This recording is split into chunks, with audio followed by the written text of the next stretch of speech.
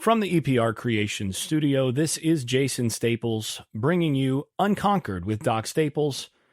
This podcast, as always, is brought to you by EPR Creations, by Louis Marquez of Keller Williams Realty in Jacksonville, Florida, by Shenandoah Real Estate in the Research Triangle of North Carolina, by Garage Makeovers, the #1 garage remodeling company in South Florida, and by my newest advertising partner, Justin Galloway of Benchmark Mortgage.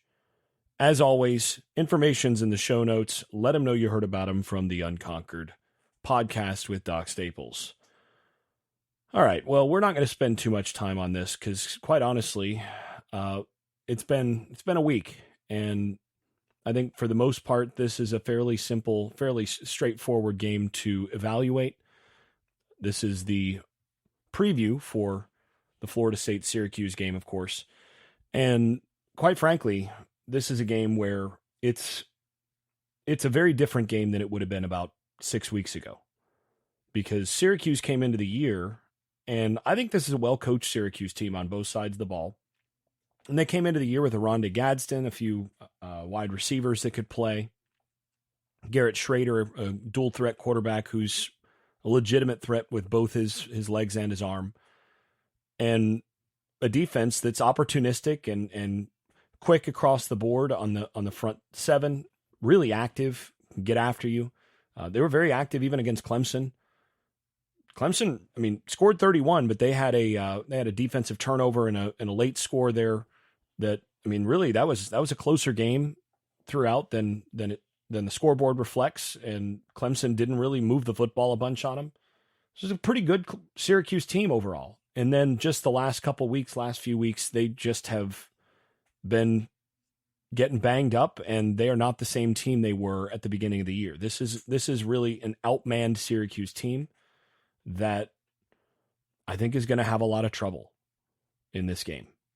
This is a Florida State team that has playmakers playing up against a Syracuse team that really, if Garrett Schrader doesn't make a bunch of big plays with his legs, you just wonder where the plays are going to come from on that side of the ball. And you know, I think this Syracuse team is going to have a hard time scoring. I mean, they scored 7 against North Carolina last week on the road at North Carolina, got beat 40-7, and I mean, barely crossed midfield in that game. And North Carolina's defense has significantly improved, but they're not as talented across the board as Florida State's, and they have not been as good consistently as Florida State's on the season. And frankly, there just wasn't a whole lot there for Syracuse. They just didn't have a whole lot to do. And it's just a matter of they don't have a whole lot of ammunition remaining.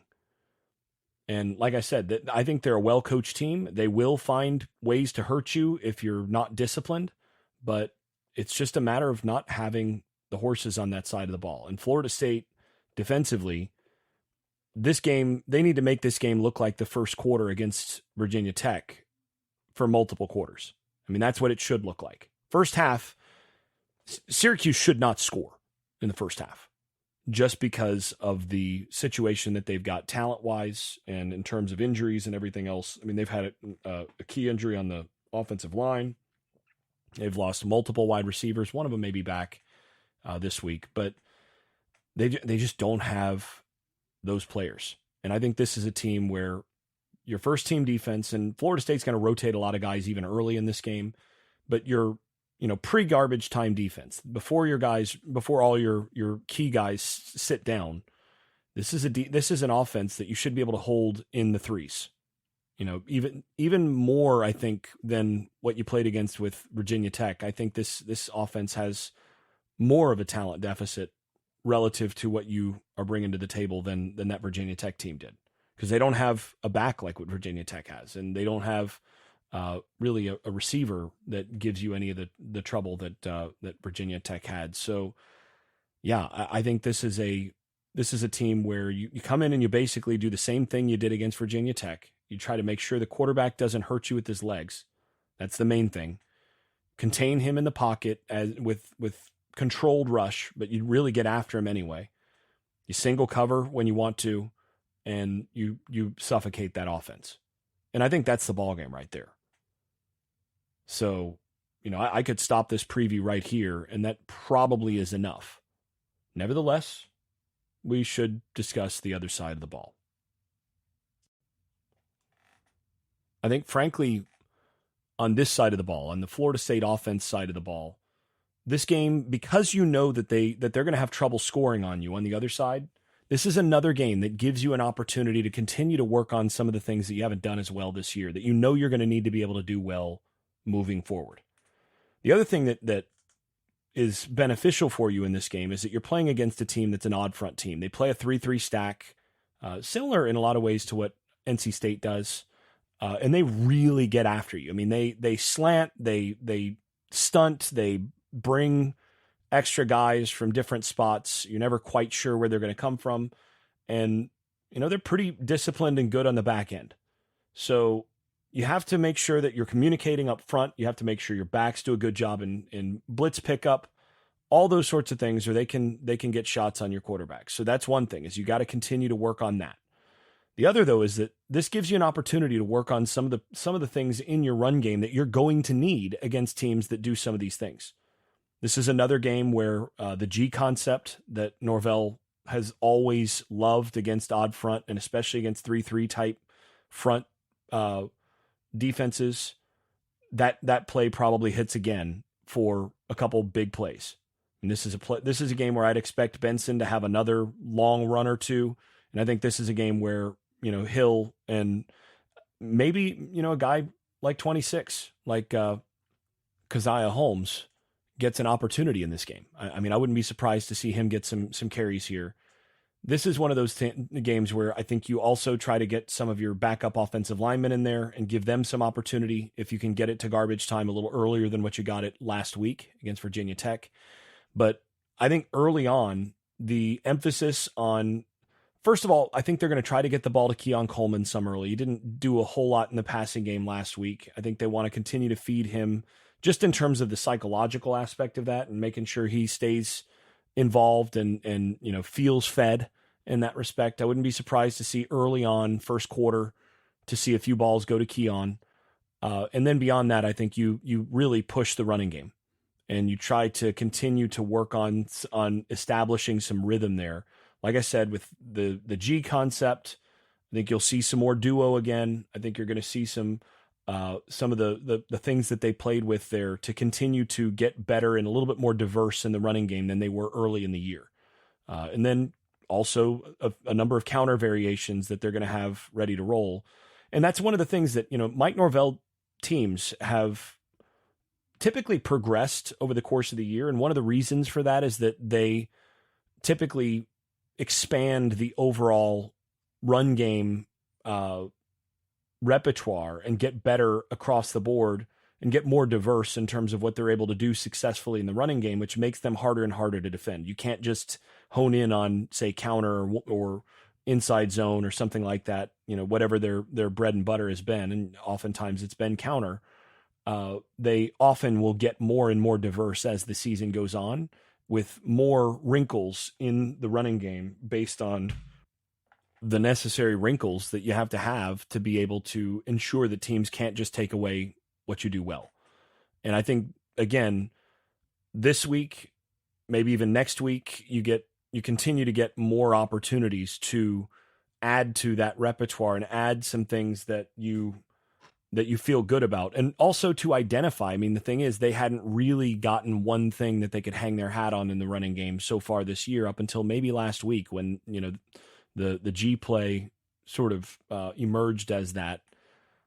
This is another opportunity to continue to work through that and find your identity a little bit, continue to work through those things, and be in position to be a more balanced football team going into the second half of the schedule. I mean, I think that's got to be core. And beyond that, you're hoping to just get out of this game healthy and with basically having gotten a bunch of young guys some opportunities for reps against a team that is going to be active and is going to be able to give you some good looks. And I know it sounds like you're really just potentially overlooking this Syracuse team, but honestly, I mean, this is a team that the play disparity last week against Syracuse was 90 some plays for for North Carolina. I think North Carolina had like 93 or 97 plays, and Syracuse had in the 50s because they just couldn't move the football and they couldn't stop North Carolina.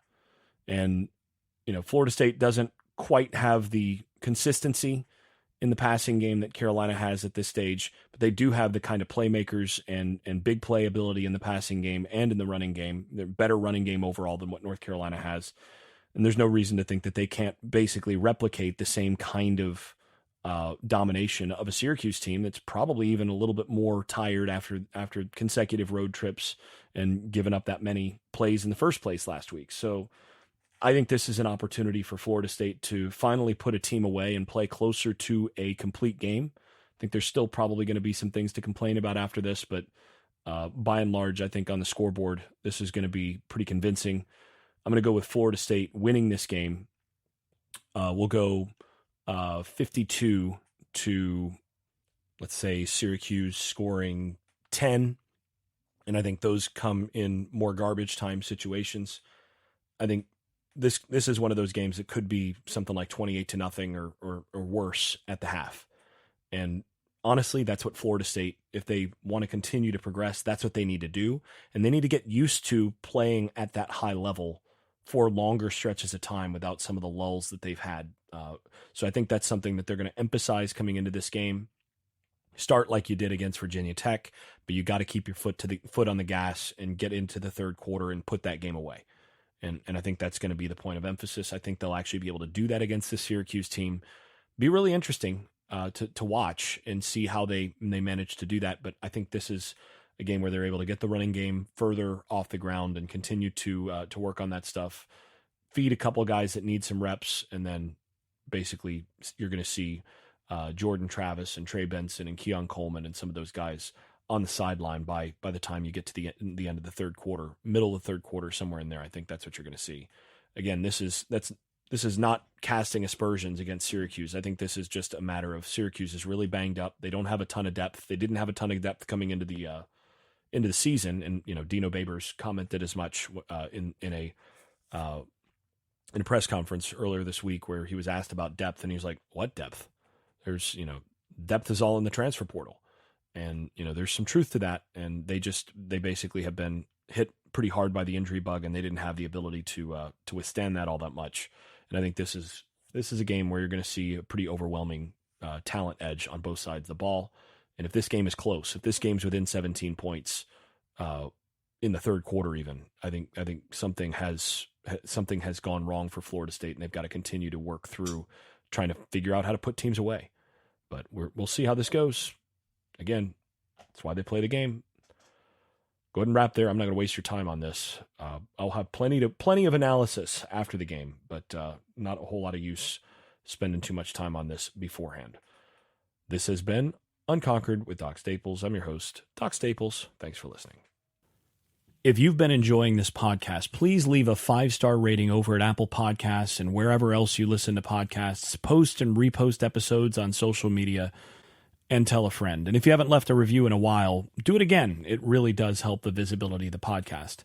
Before we go, I'd also like to thank my advertising partners once more. That's EPR Creations, Louis Marquez of Keller Williams Realty in Jacksonville, Florida, Shenandoah Real Estate in the Research Triangle of North Carolina, Garage Makeovers, the #1 garage remodeling company in South Florida, and Justin Galloway of Benchmark Mortgage, serving Florida, Alabama, Tennessee, and Kentucky.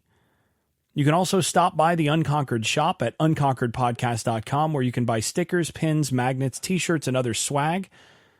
And thanks also to all those supporters over at Patreon, where I post video analysis and field questions for the podcast. I am especially grateful to those above the dynasty level. That is Andrew Garrett, Brian Leininger, Neil Cook, Casey Kidd, Chris Chartrand, Dave Blair, Hector Cartagena, Jack Horton, Jimmy Van, Jonathan Kennedy, Keith Cheney, Lee Caswell, Tyler Kashishke, Vince Calandra, and Bert Bertoldi. You all are far more generous than I deserve. I'm really grateful. Thanks to you all. This has been Unconquered with Doc Staples. I'm your host, Jason Staples. Thanks for listening, and thanks for your support. I made this.